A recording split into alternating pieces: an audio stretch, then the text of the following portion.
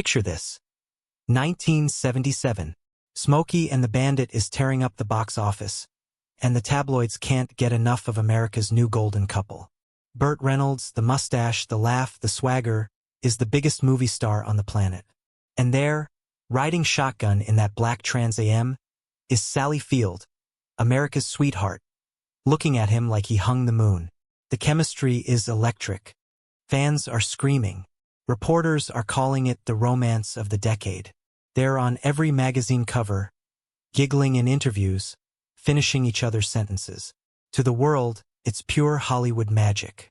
But here's the part that will make your skin crawl.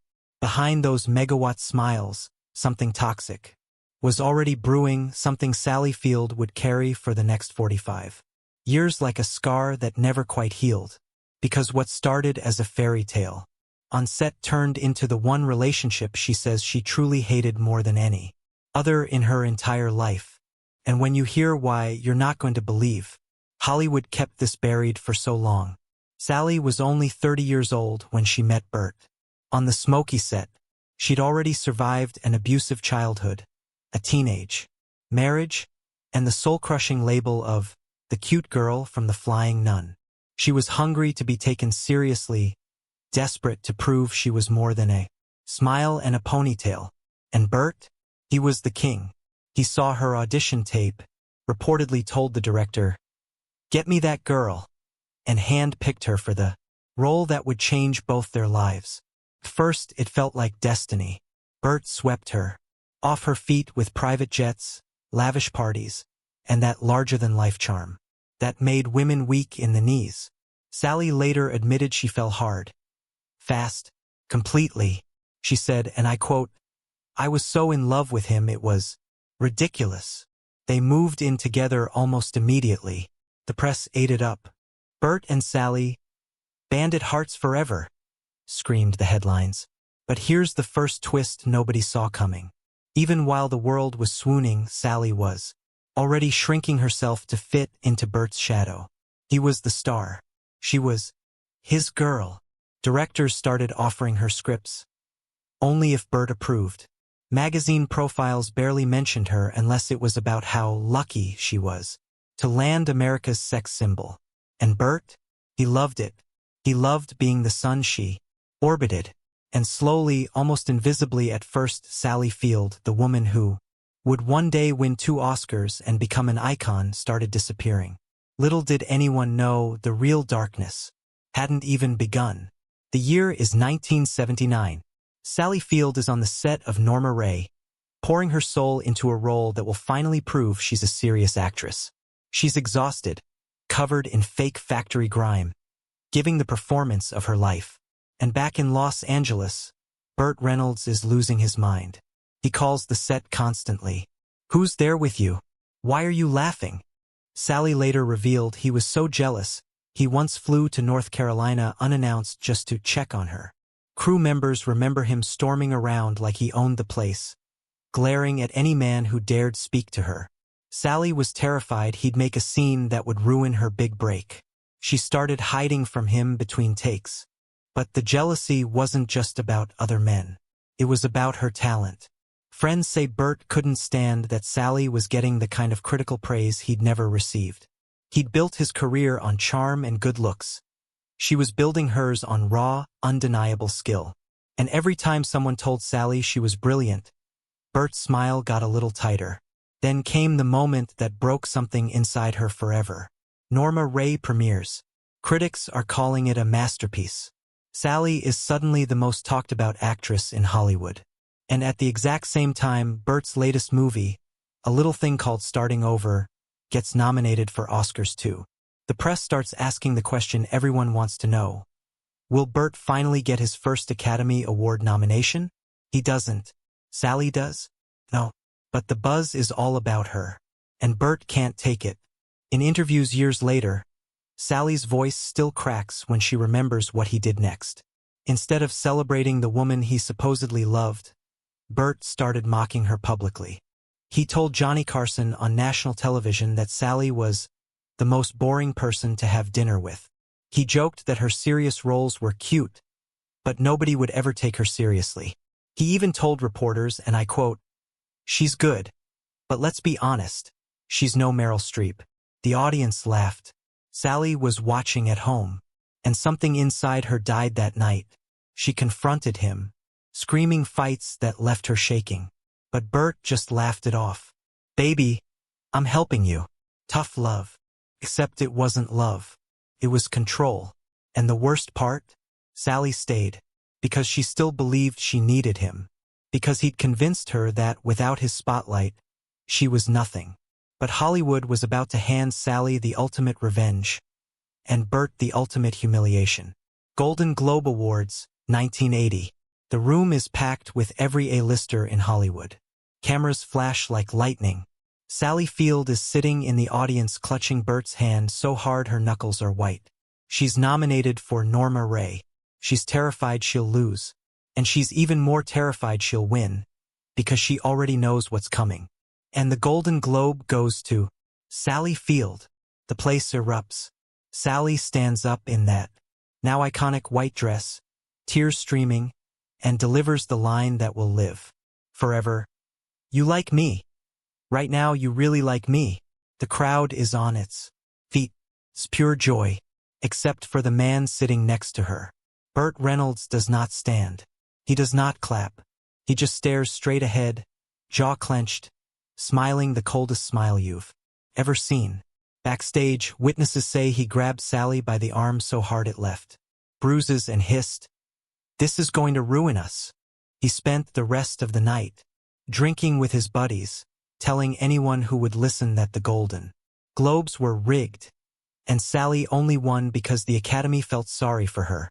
But that was just the warm-up.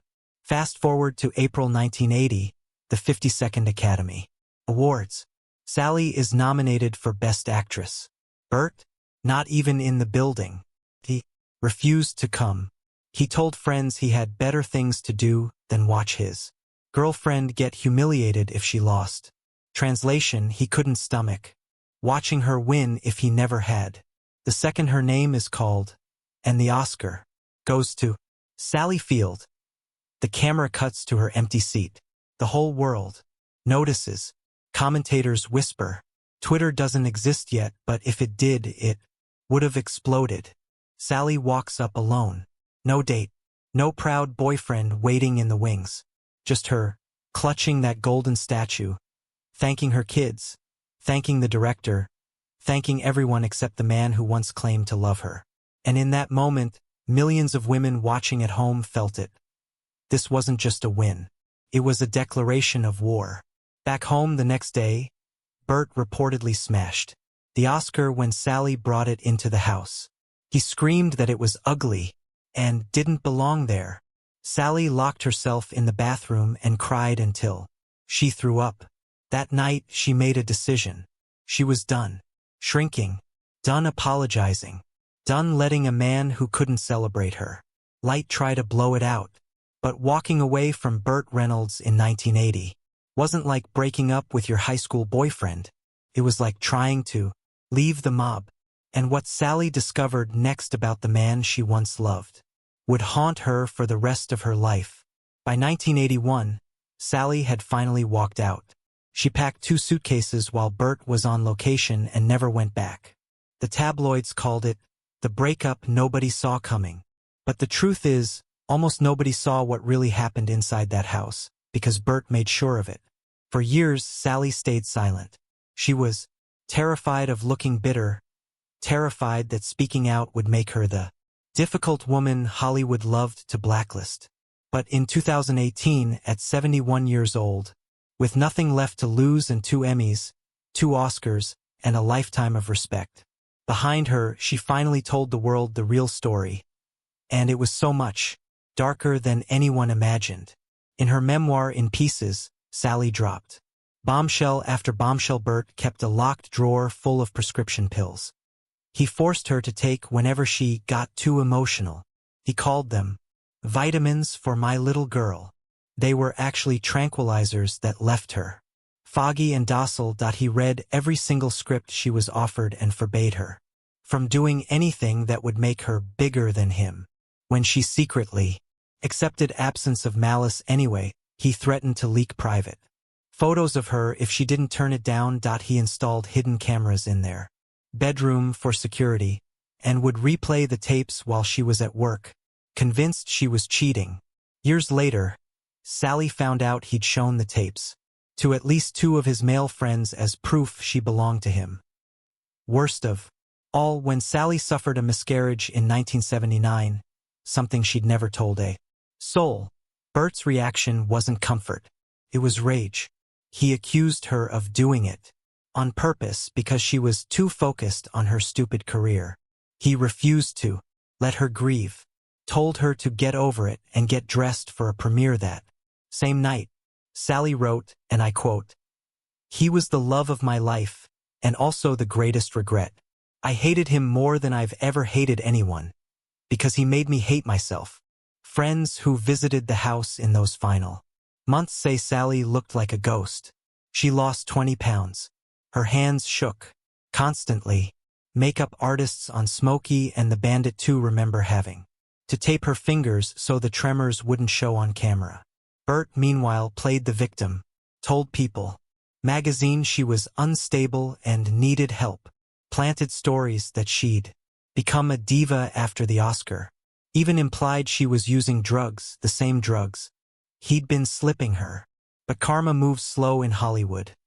Until it doesn't. By the late 80s, Bert's career was in free fall. Bad movies, bad investments, bad divorces. And every time he hit rock bottom, he'd call Sally drunk at 3 a.m., crying, begging her to save him like she used to. She stopped answering. And when he died in 2018, the last thing he reportedly said to his nurse was, "I should have treated Sally better." Too late. 45 years later, Sally Field is 79, radiant, fearless, and finally free. She sits across from Oprah, across from NPR, across from anyone who will listen and says the same sentence without flinching. Burt Reynolds is the one person in my life I truly hated. Not disliked. Hated. And I will take that hatred to my grave. That word, hate, coming from America's Eternal Girl Next Door, still shocks people. But when you line up the pieces, it's the only word that fits. Because what Burt did wasn't just a bad romance. It was a masterclass in how Hollywood chews up women and spits them out the second they dare shine brighter than the men who discovered them. Sally was never allowed to be the hero of her own story while she was with him. She was the sidekick, the pretty prop, the little lady who should be grateful. And when she finally became the sun, he tried to eclipse her with every weapon. He had jealousy, pills, surveillance, public humiliation, and the oldest trick in the book, making her believe she was crazy for wanting more. The darkest twist? The public ate it up. For decades, fans begged them to get back together. They were so perfect, people still say, even after Sally told the truth in her memoir comment sections, filled with "she's just bitter," and "Burt was a legend, let him rest." That reaction is exactly why Sally still speaks. Because if the world can look at her story, her bruises, her stolen years, her silenced miscarriage, and still choose the charming mustache over the woman he broke, then nothing has changed. In her final pages of In Pieces, Sally wrote one line that should be carved into every studio gate in Hollywood. "I was not the love of his life. I was the threat to it. And the day I finally understood that was the day I got my life back." Today, Sally Field has grandkids who call her Gammy, 2 Oscars that sit proudly on her shelf, not smashed in a drunken rage, and a legacy that outshines every leading man she ever knew. Burt, his star on the Walk of Fame, is cracked and faded. Tourists step over it without looking down. So the next time someone tries to sell you the fairy tale of Hollywood's golden couple, remember Sally walking to that 1980 podium alone. Remember the empty seat beside her. Remember the tranquilizers, disguised as vitamins, and the cameras in the bedroom. Remember that some mysteries aren't about who did it, they're about why we let them get away with it for so long. And if you're still wondering why Sally Field carries that hatred like armor, the simple is the only thing he never managed to take from her. Drop your thoughts below. Did Hollywood fail Sally, or did Sally finally beat Hollywood? And who else deserves the unfiltered truth like this? Like, subscribe, ring the bell, because the cameras may stop rolling, but some stories never die.